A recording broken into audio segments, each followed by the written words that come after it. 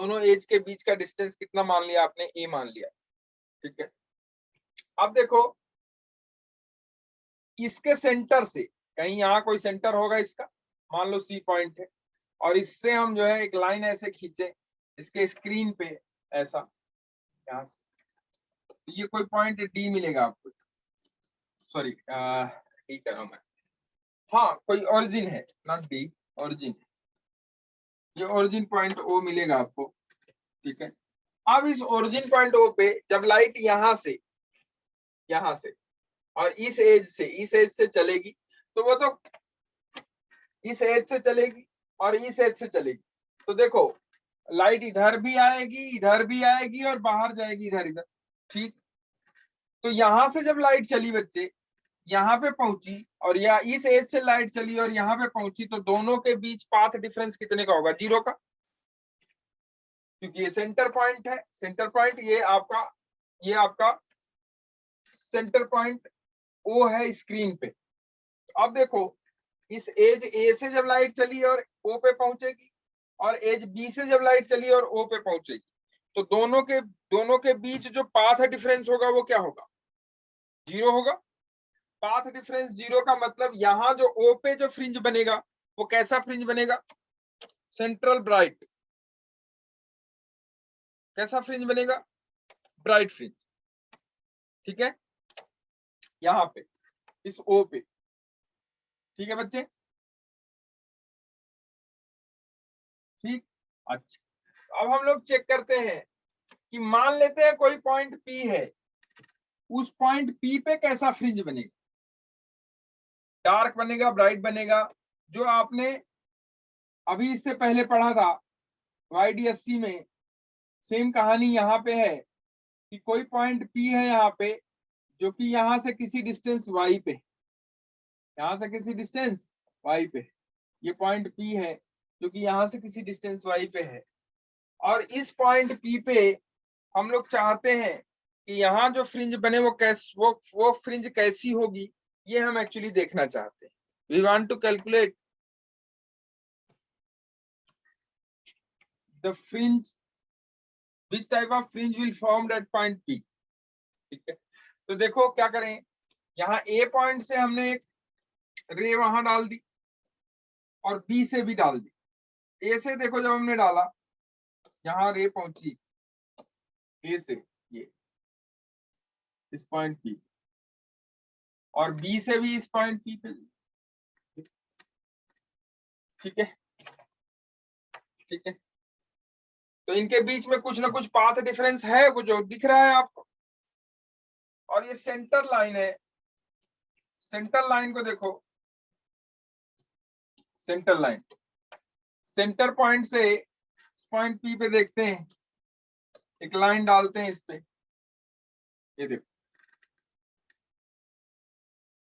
Centres,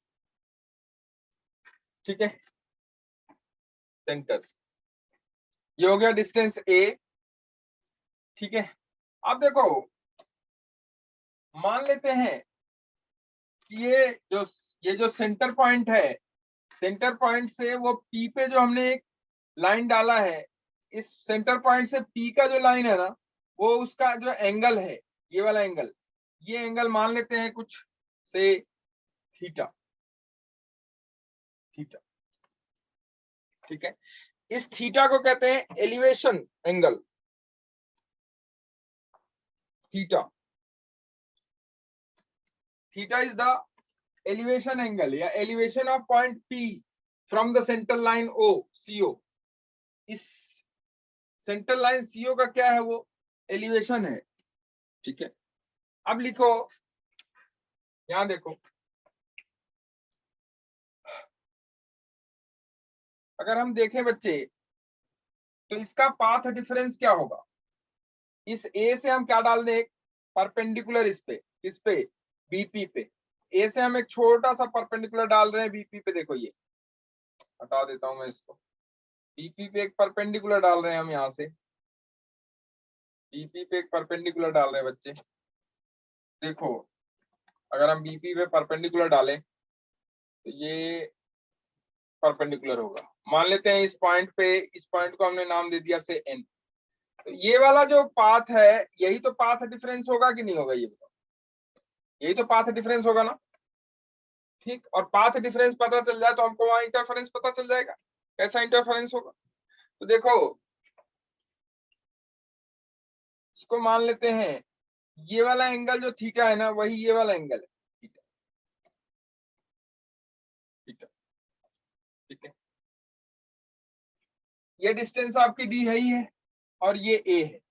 अब देखो अगर ध्यान से आप, तो एक ट्रायंगल मिला आपको ए बी एन, ट्रायंगल क्या मिला, A B N, A B N, A B N एक ट्रायंगल मिला। तो हम यहां बना रहे ट्रायंगल ए बी एन को, देखो ये हो गया ए बी और ये एन, ये हो गया आपका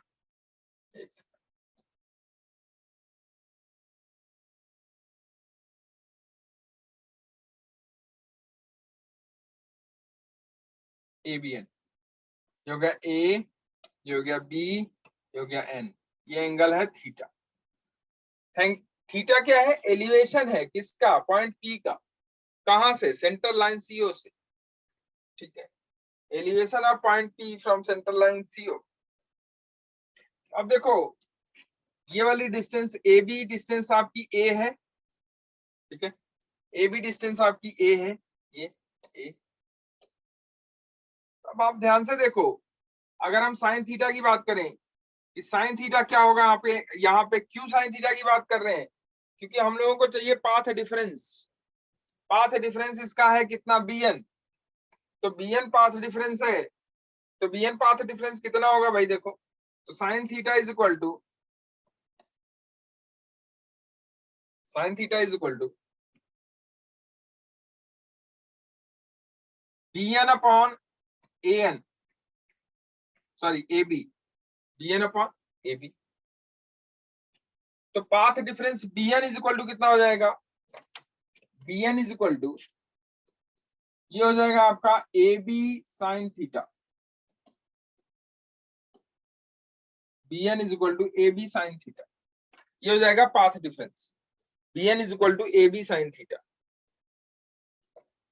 bn क्या है यहाँ पे, पाथ डिफरेंस है, लिख लो, bn is the path difference, path difference,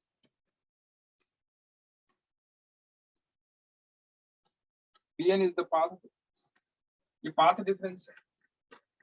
ए भी आपका ए है, तो bn इज इक्वल टू हो जाएगा बच्चे A sine theta, A sine, bn is equal to A sine theta. Path difference आ गया। अगर आपको फेज डिफरेंस पता चल जाए, पाथ डिफरेंस आ गया, bn is equal to A sine theta. अच्छा अब आ जाओ, यहां से देखो, चूंकि हमको रिलेशन y में चाहिए, y में, यहां देखो triangle, triangle PCO, triangle PCO, अगर ट्रायंगल PCO को देखें बच्चे, ट्रायंगल PCO, तो PCO से देखो tan theta is equal to किसके बराबर हो जाएगा, वो हो जाएगा y बाई टी के। देखो तो ट्रायंगल देख लो, ये है triangle, triangle PCO, PCO, PCO में tan थीटा अगर आप निकालोगे तो परपेंडिकुलर अपॉन बेस, परपेंडिकुलर है आपका y, बेस है आपका d, तो tan थीटा हो गया y by D, tan theta हो गया y बाई डी। अगर थीटा बहुत छोटा है, if theta is very small, theta is very small, और होता भी है, थीटा बहुत छोटा क्यों है, क्योंकि वो पॉइंट पी सेंटर से मान लो बहुत स्मॉल डिस्टेंस पे है, बहुत स्मॉल डिस्टेंस पे, तो जितना जितना y की वैल्यू जितनी छोटी होगी उतना ही थीटा छोटा होगा। तो अगर मान लेते हैं कि थीटा बहुत छोटा है, if theta is very very small, very very small, then tan theta is approximately equal to what, theta, tan theta approximately किसके बराबर हो जाएगा, थीटा। अगर tan थीटा थीटा के बराबर हो जाए तो थीटा इज इक्वल टू क्या हो जाएगा, y बाई डी। और इस इक्वेशन से देखो, जो आपने पाथ डिफरेंस का इक्वेशन निकाला था, वो था आपका bn is equal to a sin theta. तो bn पाथ डिफरेंस है, तो ये पाथ डिफरेंस क्या हो जाएगा भाई, अगर थीटा बहुत छोटा है तो पाथ डिफरेंस क्या a थीटा के बराबर हो जाएगा। हाँ, a थीटा के बराबर हो जाएगा।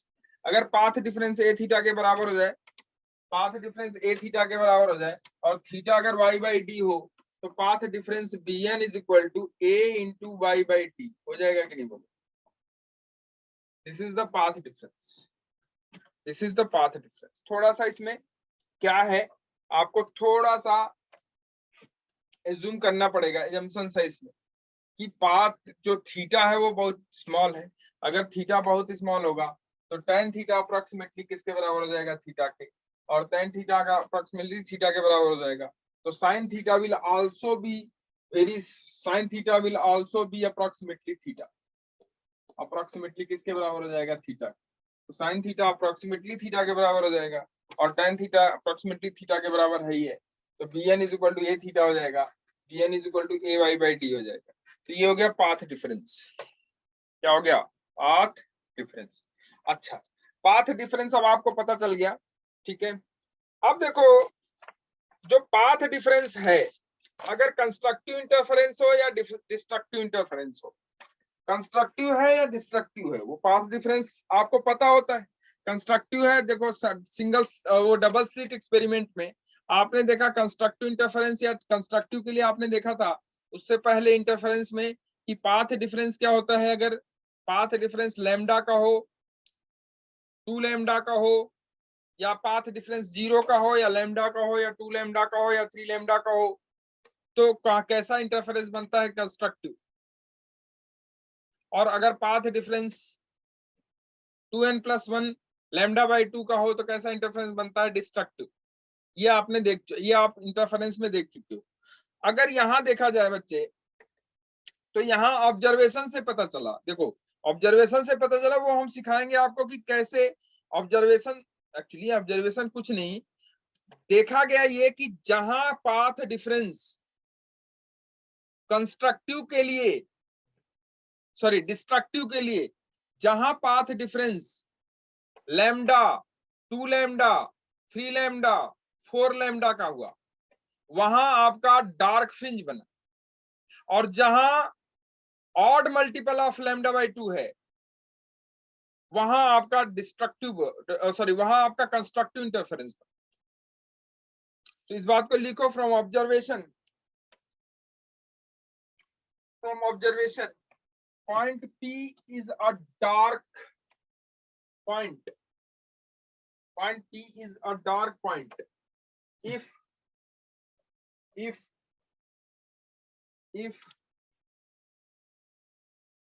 path difference is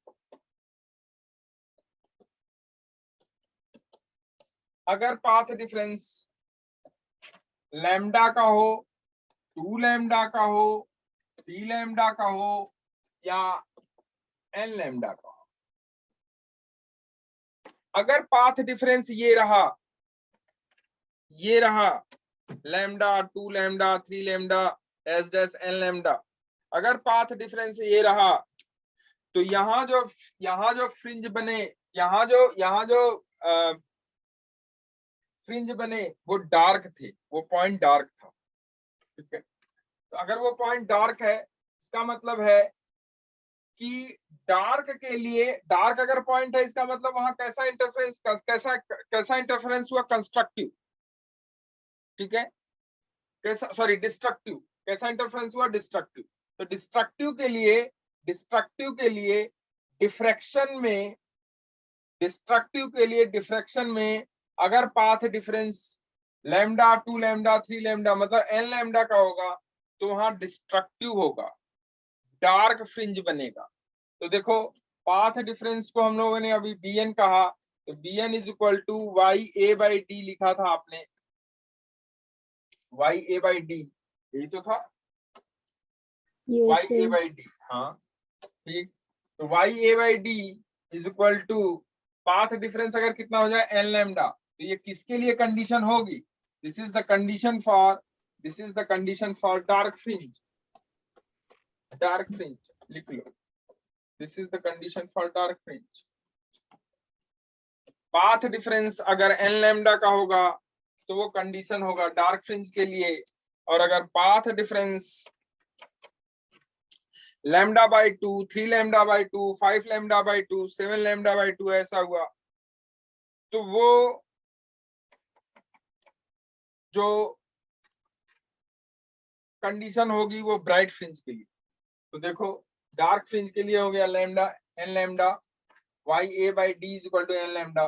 तो जो पोजीशन होगी फ्रिंज की, जो पोजीशन होगी फ्रिंज की वो क्या हो जाएगी भाई, एन लैम्डा डी अपॉन ए, एन लैम्डा डी अपॉन ए, क्या हो जाएगी पोजीशन, क्या हो जाएगी पोजीशन इसके लिए डार्क फ्रिंज की position, position for dark fringe, position for dark fringe, position for dark fringe, destructive position for dark fringe, destructive position for dark fringe, destructive। ठीक है, तो अगर आपसे कहा जाए कि पहला डार्क कहाँ बनेगा, देखो पहला जो सेंटर पॉइंट होगा वो तो ब्राइट का होगा, वो डार्क का नहीं होगा। तो पहला डार्क कहाँ बनेगा, पहला डार्क कहाँ बनेगा, पहला डार्क बनेगा जब n इक्वल टू क्या होगा 1। पहला डार्क कहाँ बनेगा जब n इक्वल टू 1 होगा। तो n इक्वल टू 1 होगा तो फर्स्ट डार्क के लिए लिखो for first dark, for first dark, for first dark, first dark fringe n is equal to 1, तो y इज इक्वल टू हो जाएगा lambda D upon A, y is equal to हो जाएगा लैम्डा डी अपॉन ए।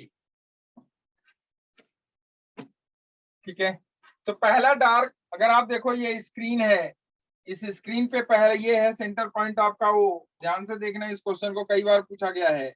ये centre point है आपका ओ, इस centre point ओ से पहला डार्क कितने डिस्टेंस पे बना, ये बना यहाँ पे, ये है पहला डार्क, ये फर्स्ट डार्क है, ये है आपका सेंटर ब्राइट, और उसके बाद ये बना पहला डार्क। तो पहला डार्क कहाँ बना आपका, पहला डार्क बना यहाँ से लैम्डा डी बाई ए पे, लैम्डा डी अपॉन ए पे, और इधर भी तो वही डार्क बनेगा क्योंकि ऊपर और नीचे दोनों सेम चीजें। तो यहाँ अगर डार्क बना है तो यहाँ पे भी डार्क उतने ही डिस्टेंस पे बनेगा। तो ये हो गया lambda D upon a, lambda D upon ए। तो कोई इसका मतलब है कि पहला डार्क जब यहाँ बना और पहला डार्क यहाँ बना, मतलब ऊपर भी पहला डार्क और नीचे भी पहला डार्क, तो ये दोनों डार्क की पोजीशन है, और सेंटर ब्राइट फ्रिंज की जो पोजीशन है वो आपकी सेंटर ओ पे है। तो अब देखो यहाँ जो पैटर्न बना, डार्क यहाँ से शुरू हुआ, डार्क यहाँ से शुरू हुआ, तो इसके बीच में क्या रहा होगा, पूरा यहाँ से लेके यहाँ तक ब्राइट फ्रिंज रहा होगा, और वो कौन सा ब्राइट फ्रिंज है, सेंटर वाली। तो आपसे क्वेश्चन किया जाता है कि ये बताइए कि सेंटर ब्राइट फ्रिंज की जो विड्थ होगी वो कितनी होगी, what will be the width of centre bright fringe, centre bright fringe की विड्थ कितनी होगी, सेंटर ब्राइट फ्रिंज की विड्थ होगी, मतलब आप अगर ध्यान से देखो तो ये आपको दिखाई देगा कि डार्क यहाँ है, डार्क यहाँ है, मतलब यहाँ से लेके यहाँ तक पूरा ब्राइट वाला है। तो इसमें सेंटर ब्राइट फ्रिंज बहुत मोटा बनता है, और वो कितना मोटा होगा, width of centre bright fringe will be, अब यहाँ अगर देखो आप दिखेगा आपको लैम्डा डी बाई ए है और नीचे भी लैम्डा डी बाई ए है, तो हो जाएगा 2 लैम्डा डी अपॉन ए। तो this is what, this is the width of central bright fringe। ये क्वेश्चन पूछा गया है कि सेंट्रल ब्राइट फ्रिंज डिफ्रैक्शन में, डिफ्रैक्शन के केस में सेंट्रल ब्राइट फ्रिंज की विड्थ कितनी होती है, in case of diffraction what will be the width of central bright fringe। तो in case of diffraction central bright fringe की width 2 lambda d upon a। तो central bright fringe की width of central bright fringe लिख लो, width of central bright fringe, width of central bright fringe, central bright fringe is equal to 2 lambda d upon A. This is the width of central bright fringe. Width of central bright fringe. ठीक है, width of central bright fringe. Width of central bright fringe. ठीक है, width of central bright fringe. अब देखो ये आपका बन गया डार्क. डार्क के लिए होगा n lambda d by n lambda d by a. ठीक है, पोजीशन ऑफ फर्स्ट डार्क या पोजीशन ऑफ डार्क फ्रिंजेस के लिए जो पोजीशन होगी डार्क फ्रिंजेस के लिए y is equal to n lambda d upon a. This is the position for dark fringe. Position for bright fringe लिखो. Position for bright fringe. Position for bright fringe. Position for bright fringe.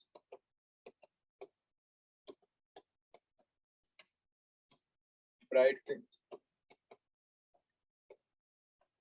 Bright fringe के लिए position for bright fringe क्या हो जाएगा भाई? ये हो जाएगा आपका जब पाथ डिफरेंस आपका bn है, bn इज इक्वल टू कितना? bn is equal to a y by D. ठीक, जब पाथ डिफरेंस वहां था n लैम्डा का तब आपका डार्क बन रहा था. जब पाथ डिफरेंस 2n प्लस 1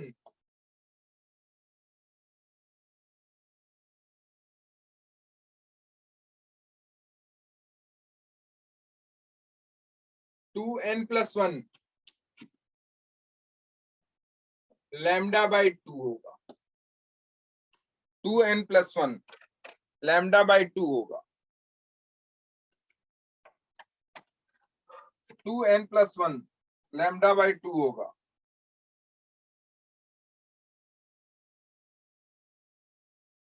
तब अगर path difference 2n plus 1 lambda by 2 है, path difference 2n plus 1 lambda by 2 है, तो वो होगी पोजीशन किसके लिए?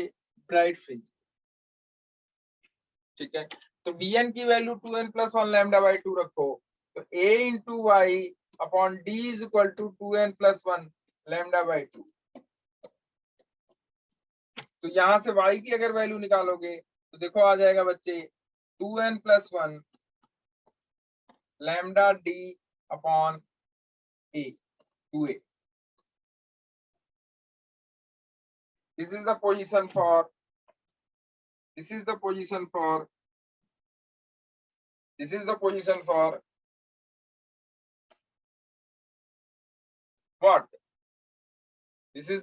for bright fringes. ठीक है, ब्राइट फ्रिंजेस या ब्राइट फ्रिंजेस की पोजीशन. और इससे ऊपर जो पोजीशन है वो डार्क फ्रिंज की. इससे जो पोजीशन ऊपर की है वो क्या है? डार्क फ्रिंज की. ठीक है, तो यहाँ केस जस्ट अपोजिट हो जाता है. ब्राइट के लिए जो वहां n lambda d by a था, यहाँ ब्राइट के लिए 2n plus 1 lambda d by 2a होगा. ठीक है, वहां आपका डार्क के लिए जो था 2n plus 1 lambda d upon 2a, यहाँ ब्राइट के लिए होगा जो वहां डार्क के लिए था lambda d upon 2a 2n plus 1 lambda d upon 2a, यहाँ ब्राइट के लिए वही होगा 2n plus 1 lambda d upon 2. Just उल्टा होता है. ठीक है, जस्ट क्या होता है? उल्टा होता है. ठीक है, जस्ट उल्टा होता है. ठीक है, चलो अब देखो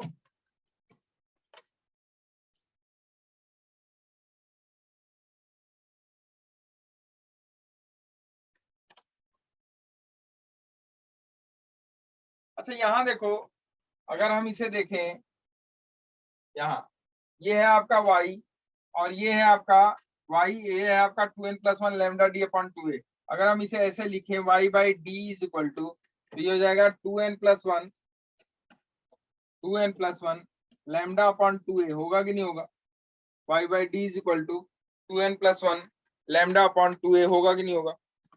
होगा। yes sir, ठीक है, ये y बाई डी को बच्चे ना लिख लेना, this y by D is known as what? y by D आपने निकाला तो है अभी, देखो इस y बाई डी, ये y बाई डी आपने निकाला है, दिखा रहा हूं मैं आपको, ये देखो ये y बाई डी है ना? yes sir, ये थीटा ही तो है, और थीटा को हमने क्या बताया था आपको? एलिवेशन। yes sir, एलिवेशन था किसका? पी का। इसी थीटा को बच्चे एंगुलर सेपरेशन भी कहते हैं। This is what? Angular separation. Angular separation, this is angular separation also. Elevation है वो पी का, this is also known as angular separation. कभी कभी आपसे एंगुलर सेपरेशन के टर्म में भी क्वेश्चन पूछ देता है। तो angular separation is nothing but only y by D, y by D, ठीक है, y by D. Bright fringe के लिए y बाई डी क्या होगा? एंगुलर सेपरेशन क्या होगा? और डार्क फ्रिंज के लिए एंगुलर सेपरेशन क्या होगा? निकाल लो भाई। देखो आपका जो y आया था ब्राइट के, सॉरी ब्राइट के लिए y आया था वो तो ये था, ब्राइट के लिए जो y था वो आपका ये है y बाई डी ब्राइट के लिए। और डार्क के लिए जो y बाई डी आया था वो था ये है आपका किसके लिए? ये आपका डार्क के लिए है, डार्क के लिए है। तो अगर हम यहाँ से y बाई डी निकालें तो देखो y बाई डी क्या हो जाएगा? यहाँ n की वैल्यू पुट कर लो, n की वैल्यू कर रहे हो, n पुट कर लो, तो y इज इक्वल टू हो जाएगा आपका n lambda D upon a, जो कि आपने किया है। तो यहाँ से y बाई डी क्या हो जाएगा भाई? y बाई डी हो जाएगा n लैम्डा अपॉन a। तो डार्क के लिए n लैम्डा अपॉन a होगा और ब्राइट के लिए 2n plus 1 lambda upon 2a होगा। ठीक है, डार्क के लिए लैम्डा अपॉन a होगा और ब्राइट के लिए लैम्डा अपॉन, ब्राइट के लिए 2n plus 1 lambda upon 2a होगा। ठीक, तो ये हो गया डार्क फ्रिंज और ब्राइट फ्रिंज। कोई आपसे पूछे फर्स्ट ब्राइट फ्रिंज कहाँ बनेगी, क्या आप बता सकते हो? सेंट्रल ब्राइट फ्रिंज को छोड़ के फर्स्ट ब्राइट फ्रिंज देखो कहाँ बनेगी। n इज इक्वल टू किस पे बनेगी फर्स्ट ब्राइट फ्रिंज? बताओ। देखो y is equal to 2n plus 1 lambda D upon 2a। तो फर्स्ट ब्राइट फ्रिंज कहाँ बनेगी भाई? फर्स्ट ब्राइट फ्रिंज बनेगी जब n इज इक्वल टू क्या हो जाएगा? 1। तो n इज इक्वल टू 1 पे y की वैल्यू देखो कितनी हो जाएगी? 2 इंटू 1 प्लस 1, ठीक है, into lambda D upon 2a। तो y इज इक्वल टू कितनी हो जाएगी? ये हो जाएगा 3 लैम्डा डी अपॉन 2a।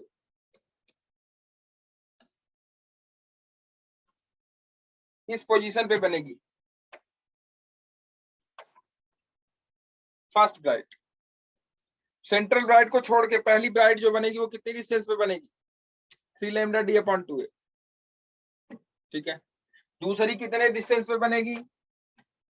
दूसरी ये बन गई फर्स्ट, दूसरी कितनी डिस्टेंस पे बनेगी? हो जाएगी 5 lambda D upon 2a, 5 lambda D upon 2a। होगा कि नहीं होगा? एक डार्क फिर ब्राइट फिर डार्क फिर ब्राइट, ऐसे बनती रहेंगी। तो अगर आपसे कोई पूछे फ्रिंज विड्थ कितना होगा, जितनी डार्क की विड्थ होगी वही फ्रिंज विड्थ हो जाएगी। तो फ्रिंज विड्थ कितना हो जाएगा बताओ? इसमें से इसको क्या कर दो? माइनस कर, फ्रिंज विड्थ पता चल गया। 5 lambda D upon 2a divided by lambda D upon 3 lambda D upon 2a। तो lambda D upon a is what? Fringe width. तो फ्रिंज विड्थ कितना हो जाएगा देखो? फ्रिंज विड्थ कितना हो जाएगा बच्चे?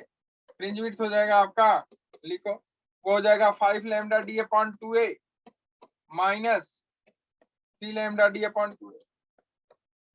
तो 5 में से 3 गया 2, तो 2 lambda d upon 2a, that is what? Lambda d upon a. This is fringe width, lambda d upon a। ये हो जाएगा फ्रिंज विड्थ। फ्रिंज पैटर्न कैसा बनता है? डिफ्रेक्शन पैटर्न कैसा बनता है? डिफ्रेक्शन पैटर्न स्क्रीन पे कैसा बनता है? देखो डिफ्रेक्शन पैटर्न स्क्रीन पे कैसा बनता है? ऐसे बनता है। ये सेंटर ब्राइट थोड़ा मोटा होगा, ठीक, कितनी लेंथ का होगा? 2 लैम्डा डी अपॉन a का। याद रखना इसको। सेंट्रल ब्राइट डिफ्रेक्शन में मोटा बनता है, इसकी विड्थ होती है 2 लैम्डा डी अपॉन ए। ये हो गया सेंट्रल ब्राइट, सेंट्रल ब्राइट। फिर उसके बाद यहाँ डार्क, फिर ब्राइट। ब्राइट की विड्थ कितनी, अब हो जाएगी लैम्डा डी अपॉन ए। ठीक, इधर भी बनेगी लैम्डा डी अपॉन ए।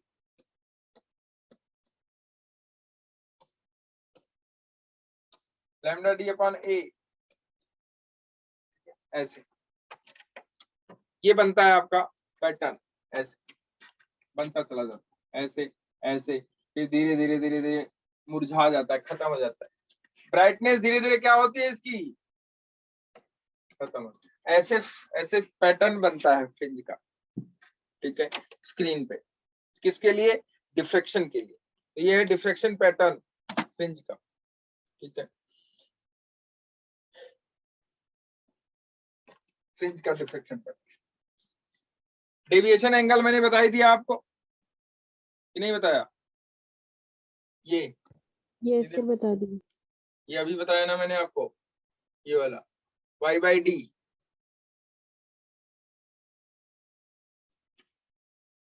एंगुलर सेपरेशन था वो, डेविएशन एंगल लिखो, deviation angle, deviation angle, deviation angle लिखो, deviation angle, deviation angle.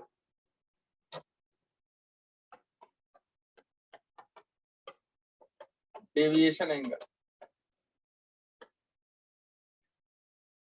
Deviation angle होता है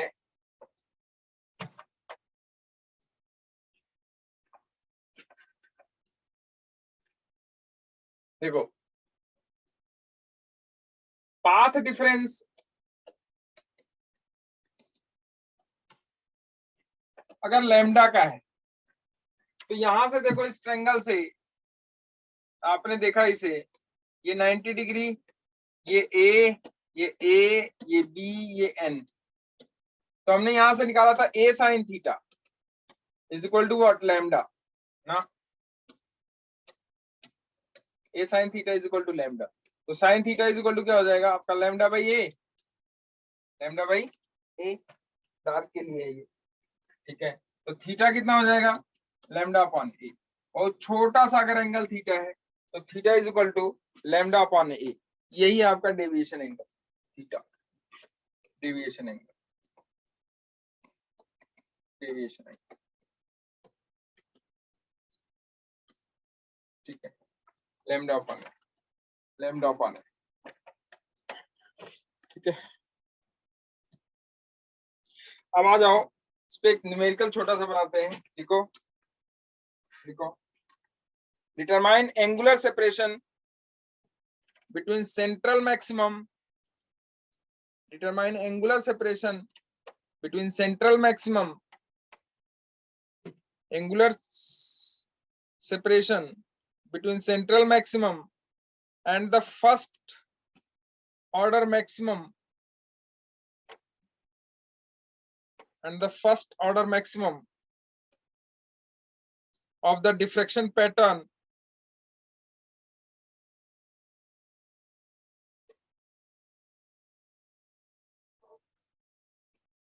single diffraction, sorry क्या लिखा आपने, maximum of the diffraction pattern due to a single slit of width, due to a single slit of width, due to a single slit of width 0.25 mm, 0.25 mm, when light of wavelength, when light of wavelength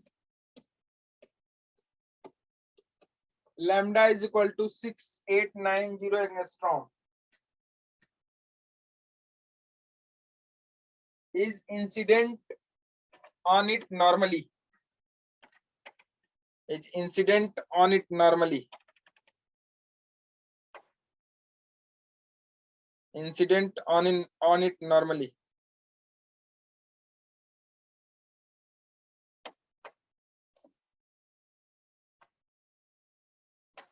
incident on it normally.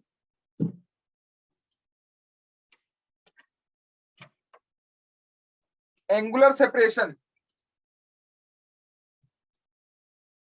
y by d central maxima के लिए 2n+1 lambda by 2a, यही तो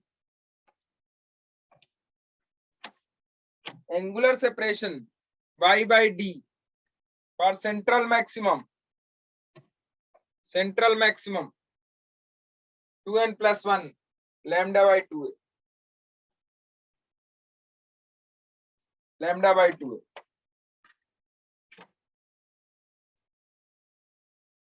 ठीक है,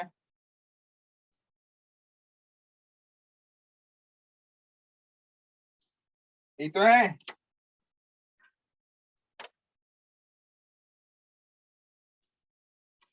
ठीक है, ये देखो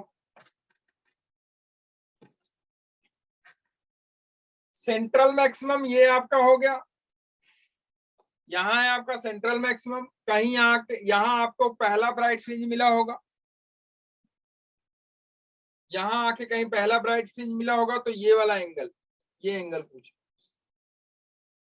पहले। ये हो गया, यहाँ हो गई value n is equal to किस पे, 1 पे।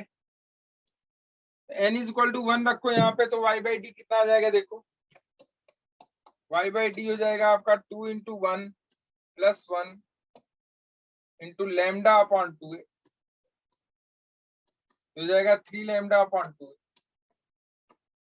3 लैम्डा अपॉन 2। लैम्डा की वैल्यू आपको पता ही है 6890, लैम्डा की वैल्यू आपको पता ही है 6890, और ए आपको दिया हुआ है, सिंगल स्लिट की विड्थ दी हुई है आपको। एक्चुअली डिफ्रेक्शन में जो स्लिट होगी वो सिंगल ही तो होगी, डबल तो है नहीं।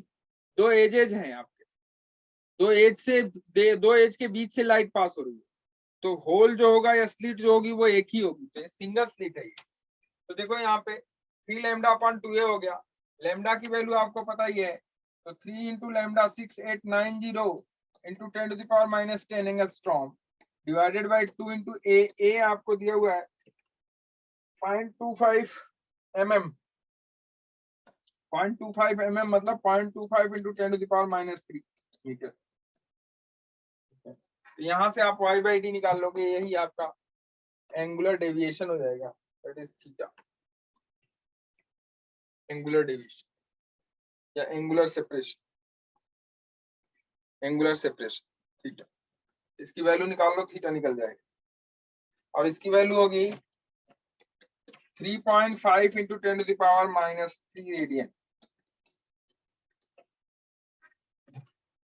इसकी वैल्यू कैलकुलेट करके देख लेना, 3.5 × 10⁻³ रेडियन। ठीक है,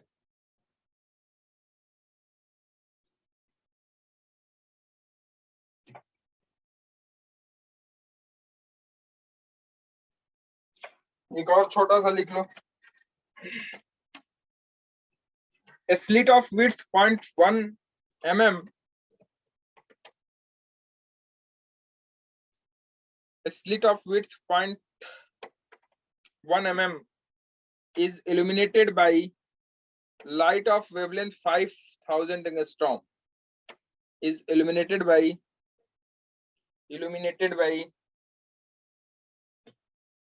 light of wavelength 5000 angstrom.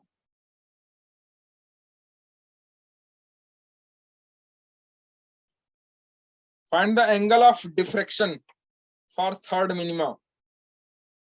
Angle of diffraction, angle of diffraction, angle of deviation, angular separation, सब एक ही टर्म है। For third minima,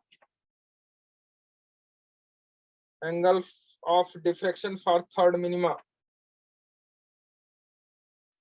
width दिया है, लैम्डा दिया है,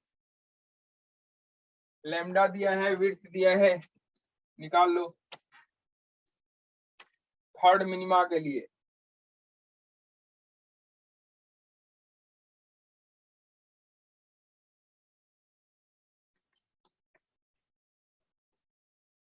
ये हो जाएगा सेंटर ब्राइट ओ, कहीं यहाँ मान लो थर्ड मिनिमा हुआ, मिनिमा की बात कर रहा है वो थर्ड, ये एंगल चाहिए आपको, मिनिमा की बात कर रहा है, मतलब ये जो पॉइंट होगा, इस पॉइंट पे जो y होगा वो y होगा n lambda d upon a, यही तो होगा। तो y बाई डी क्या हो जाएगा, मतलब थीटा क्या हो जाएगा आपका, थीटा हो जाएगा y by D, that is equal to n lambda upon a, ये तो होगा। थर्ड मिनिमा की बात कर रहा है वो आपसे, थर्ड मिनिमा मतलब n इज इक्वल टू कितना 3, n इज इक्वल टू 3 रखो, n इज इक्वल टू 3 रखोगे तो थीटा इज इक्वल टू आ जाएगा 3 इंटू लैम्डा आपका 5000 है, तो 5000 into 10 to the power minus 10 angstrom की बात कर रहा है वो, डिवाइडेड बाई ए आपका कितना है 1 mm, 0.1 mm है, Yes, 0.1 mm मतलब 0.1 into 10 to the power minus 3, ये हो गया थीटा, ठीक है।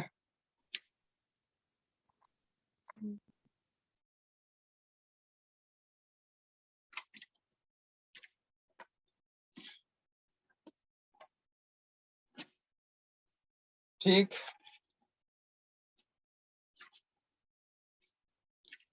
एक का क्वेश्चन देख लेते हैं, आईटी में पूछा गया है डिफ्रैक्शन पे या नहीं, देखो डिफ्रैक्शन पे, एक सेकंड, डिफ्रैक्शन पे क्वेश्चन देख लेगा, सब आईडीएससी पे है, ज्यादातर किस पे है, आईडीएससी पे, डिफ्रैक्शन पे तो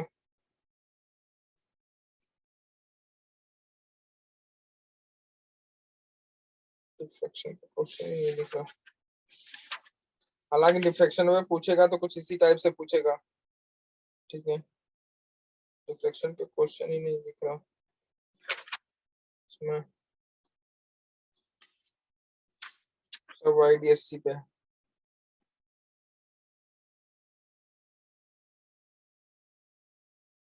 सब आईडीएससी पे डिफ्रैक्शन, चलो देखेंगे, इधर आ जाओ, आगे पढ़ते हैं, लिखो polarisation,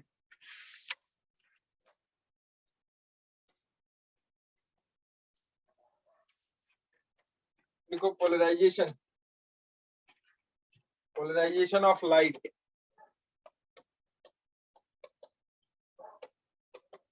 polarisation of light, polarisation of light, light ना जानते हो, मैंने बताया था आपको ये इलेक्ट्रोमैग्नेटिक वेव्स होती है, ये मैंने नहीं पढ़ाया अभी आपको, ठीक है, वो पढ़ाना है आपको।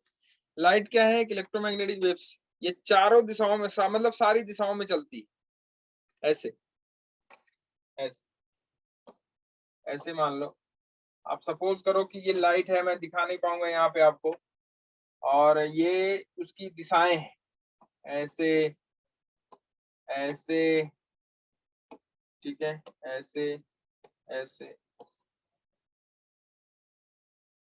अब ये जो लाइट है, इस लाइट को एक ऐसे इंस्ट्रूमेंट से पास कराते हैं, एक ऐसे इंस्ट्रूमेंट से पास कराते हैं, इस ये जो लाइट है ना, ये लाइट अभी अनपोलराइज्ड है, अनपोलराइज्ड, इसको ऐसे इंस्ट्रूमेंट से पास कराते हैं जिससे कि इसका वाइब्रेशन सिर्फ और सिर्फ एक डायरेक्शन में हो, बाकी डायरेक्शन का वाइब्रेशन खत्म हो जाए,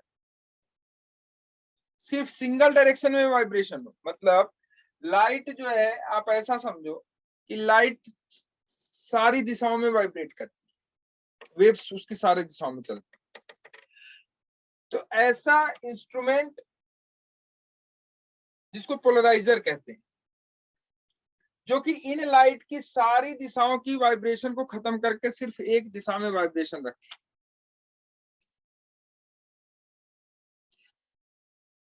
उस लाइट को जो कि सिंगल दिशा में वाइब्रेट करेगी उसको हम लोग कहते हैं पोलराइजेशन। क्या कहते हैं उस पोलराइजेशन।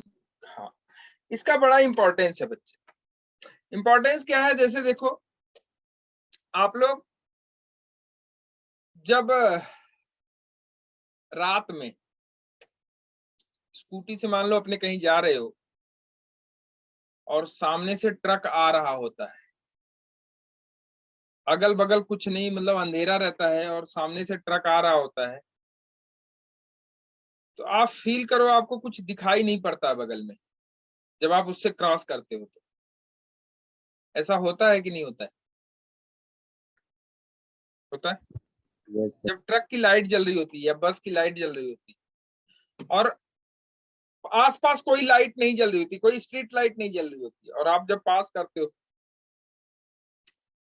तो आपको बगल में क्या है, कहाँ आपको जाना है, ये पता ही नहीं चलता है। ये चलता है? नहीं चलता है। क्यों नहीं चलता है? क्योंकि जो ट्रक से लाइट निकल रही है ना, उसका जो शीशा है वो पोलराइज्ड नहीं है, वो अनपोलराइज्ड है। और अगर वही मर्सिडीज कार हो और उसके सामने से आप गुजरो तो आपको पता भी नहीं चलेगा कि जो है ये निकली है, और मेरा रास्ता मुझे दिखेगा, उसका रास्ता उसको दिखेगा। उसकी जो लाइट है वो कैसी है? Polarised light. एग्जाम्पल समझ में आया कि नहीं ये बताओ। Yes sir. पोलराइज्ड लाइट वो लाइट है जो कि, पहले तो ये देखो कि लाइट सारी दिशाओं में वाइब्रेट करती है।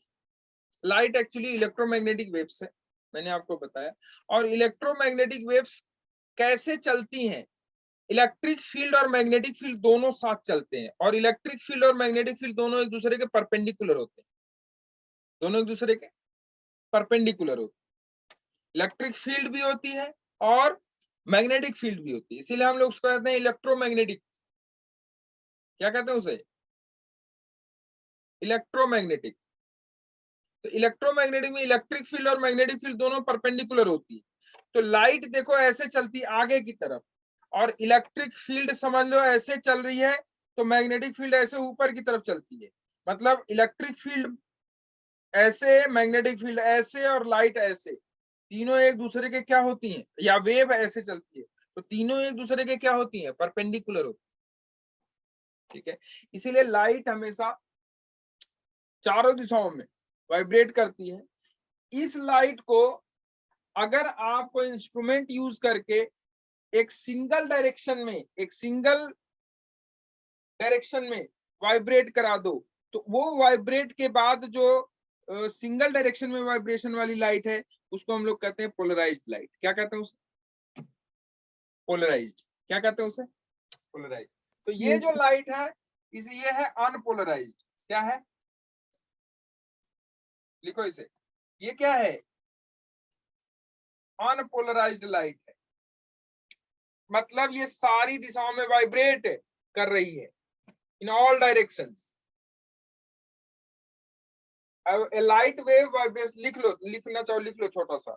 A light wave vibrates in all directions, in all direction when it passes through, in all directions when it passes through a polarizer। जब हम इसे किसी पोलराइजर से पास कराते हैं, मान लो ये पोलराइजर है, ये पोलराइजर है, ये पोलराइजर है। पोलराइजर मतलब आप ऐसा समझो जैसे खिड़की, पतली सी एकदम खिड़की हो, सारी लाइट आ रही है, पतली सी खिड़की से लाइट जब आपके घर में आती है तो आप ऐसा समझो कि वो जो लाइट आ रही है वो पोलराइज। तो पतली सी खिड़की टाइप की है, सिंगल डायरेक्शन में, ये होता है पोलराइजर। जब ये लाइट इस पोलराइजर से पास करती है बच्चे, तो ये सिर्फ और सिर्फ एक डायरेक्शन में रह जाती है, सिंगल डायरेक्शन में ऐसे, बाकी डायरेक्शन की लाइट खत्म। ये जो लाइट है ये लाइट होती है, इसको कहते हैं पोलराइज्ड लाइट। क्या कहते हैं इसे? ये पोलराइज्ड लाइट, ये अनपोलराइज्ड है, ये पोलराइजर है और ये पोलराइज्ड हो गया। ठीक है, बोलो, ये अनपोलराइज्ड है, ये पोलराइजर लगा दिया। पोलराइजर क्या है, आप ऐसा समझो एक इंस्ट्रूमेंट है, इंस्ट्रूमेंट है ऐसा। जो लाइट है ना, जो जैसे मर्सिडीज की लाइट है, जब निकलती है ना तो वो ग्लास से ही तो निकलती है, तो वो जो ग्लास होता है ना वो पोलराइजर होता है। क्या होता है वो, पोलराइजर। ऐसा नहीं है कि जो है ट्रक वाली लाइट पोलराइजर नहीं हो सकती, मतलब पोलराइज नहीं हो सकती है, लेकिन उसमें वैसा आपको क्या करना पड़ेगा, ग्लास लगाना पड़ेगा। इसीलिए आप की आंखों पे जो है आप देखते हो कि कुछ लोग जो है चश्मा जो है 100 रुपए वाला भी लगा लेते हैं, कुछ लोग चश्मा 1000 रुपए वाला भी लगाते हैं, कुछ लोग चश्मा 10,000 का भी लगाते हैं, कुछ 50,000 का भी लगाते हैं। होता है कि नहीं होता है, होता है। तो वो सारा उनके ग्लास के ऊपर डिपेंड करता है कि उनका ग्लास कैसा है। हेलमेट आप लगाते हो, आप हेलमेट लगाते हो, देखो आप हेलमेट लगाते हो तो लाइट जब पड़ती है ना तो आपको कुछ दिखाई नहीं देता है। देखा है, फील किया है। सामने से गाड़ी आ रही हो और आप हेलमेट लगाए हो तो आपको कुछ दिखाई नहीं पड़ता है आगे। लेकिन एक हेलमेट ऐसा भी होता है कि आपके सामने से गाड़ी गुजर जाए, आपको पता भी नहीं, एहसास भी नहीं होगा। आपको अपना रास्ता दिखेगा, उसको अपना रास्ता दिखेगा।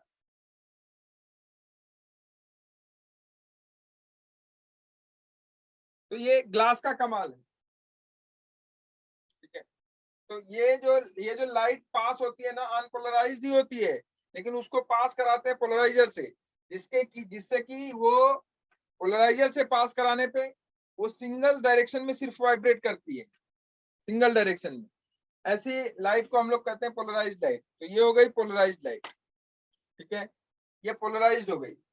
अब अगर ये चेक करना है कि ये लाइट जो गिवन है ये पोलराइज्ड है कि नहीं है, उसके लिए एक और पोलराइजर लगाते हैं, उसको कहते हैं एनालाइजर। क्या कहते हैं उसे, एनालाइजर। अब देखो, अगर मान लो यहाँ हमने एक लाइट और एक एक हमने पोलराइजर और लगा दिया, एक पोलराइजर और लगा दिया, और ये पोलराइजर ऐसे ही है, जैसे ये लगा था वैसे ही है, तो ये लाइट जो निकलेगी वो सीधा ऐसे निकल जाएगी, ऐसे ऐसे। लेकिन अगर इस पोलराइजर को हम ऐसे ना करके, सीधा ना करके ऐसे कर दें, तो ये लाइट इसी में ट्रैप कर जाएगी, तो इधर कुछ दिखाई नहीं देगा। तो एनालाइजर क्या करता है, एनालाइजर ये चेक करने का काम करता है कि जो लाइट आ रही है वो पोलराइज है कि नहीं है।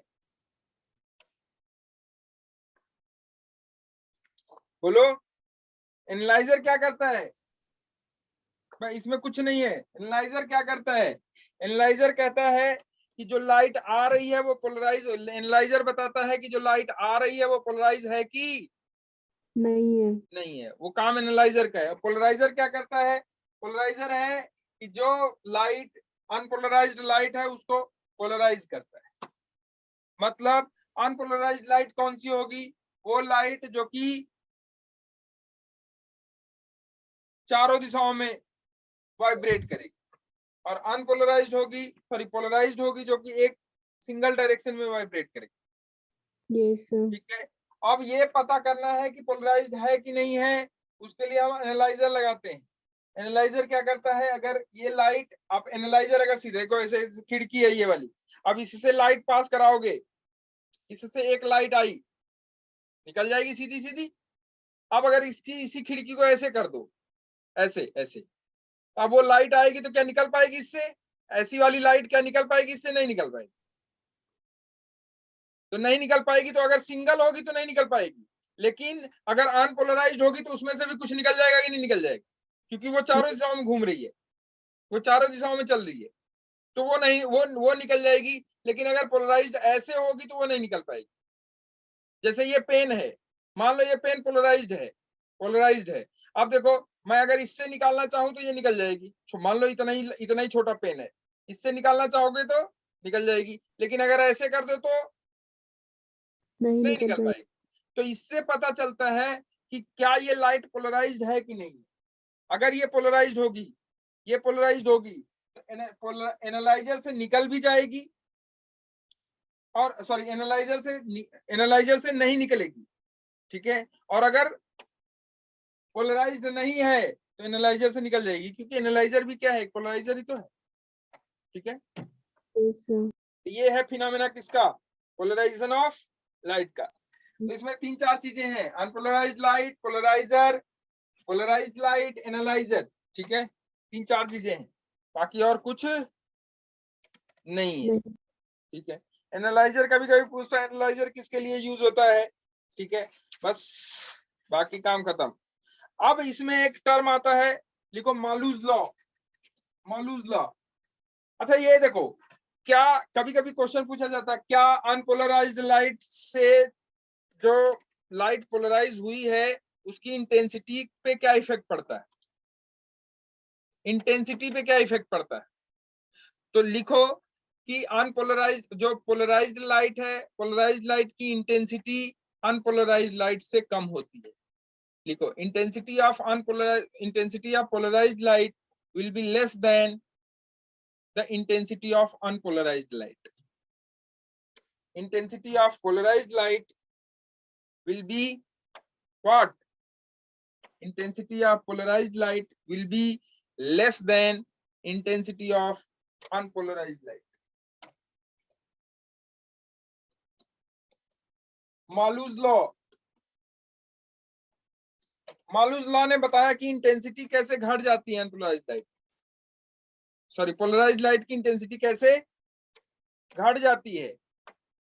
जब पोलराइजर से लाइट गुजर के एनालाइजर से, जब पोलराइजर से लाइट गुजरती है तो उसकी इंटेंसिटी घट कैसे जाती है, किसने बताया, मालूम सर, मालूज ने। तो लिखो intensity of light,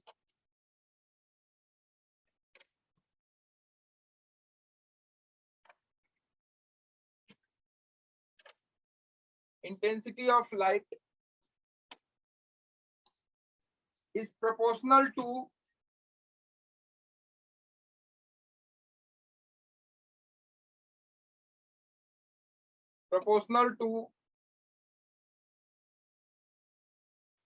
cos square theta.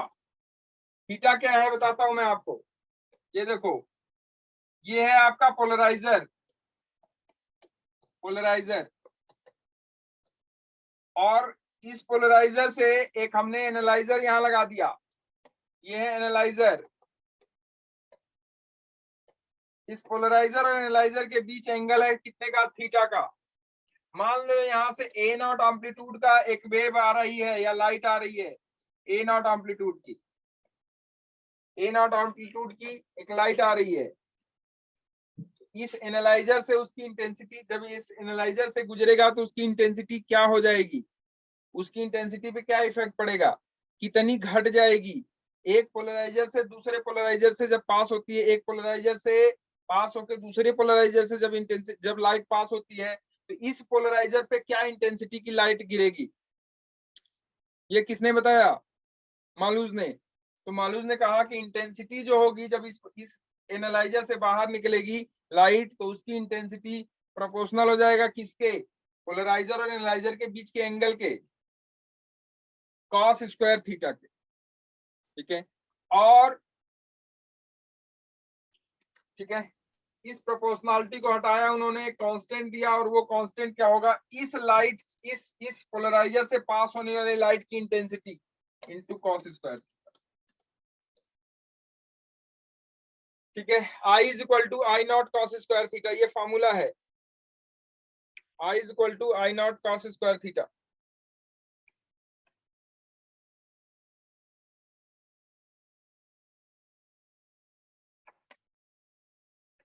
ठीक है, I is equal to I naught cos square theta, जहां थीटा क्या है, थीटा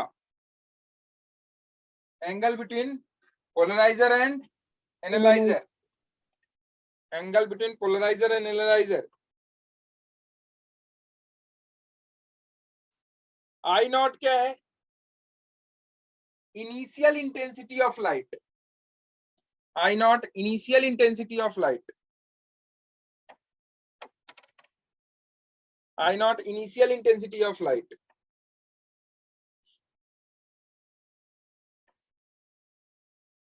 ठीक है, initial intensity of light.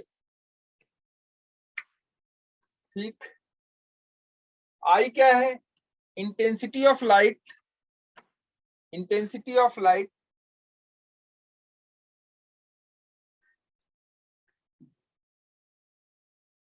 passes from the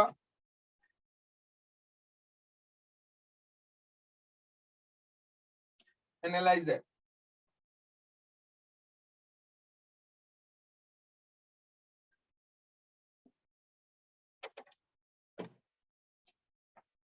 ठीक है,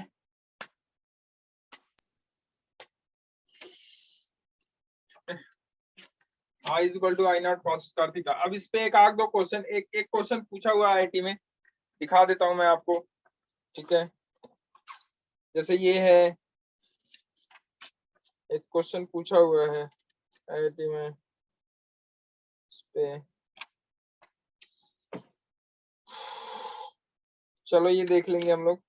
ठीक है, अभी दिख नहीं रहा मुझे यहाँ पे, अभी मैंने देखा था कहीं था ये. चलो ये देख लेंगे हम लोग. ठीक है, बाकी ये हुआ खत्म आज.